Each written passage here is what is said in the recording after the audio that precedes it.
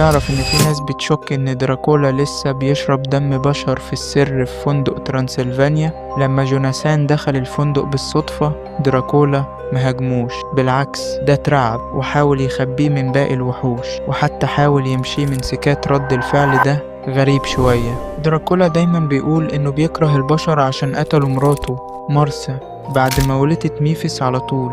لو الكره ده حقيقي 100%، كان أسهل حل إنه يخلص من جوناثان، لكنه رفض يأذيه في نظرية بتقول إن في سبب مستخبي. مارسا ممكن تكون كانت ضعيفة عشان ما أكلتش دم بشر بقالها كتير، فما قدرتش تستخدم قوتها كاملة كمصاصة دماء. لو كانت أقوى كان زمانها هربت وتحولت لخفاش بعد ما خسرها. دراكولا قرر إنه مش هيسمح لنفسه يبقى ضعيف كده تاني أبدا، وعشان يفضل بكامل قوته ويحمي ميفيس ممكن يكون بيشرب دم بشر في السر ومخبي على الكل لو ده حقيقي. فحمايته لجوناثان كده هتبقى منطقية جدا، عشان لو أذاه أو اتكشف سره كله هيبان.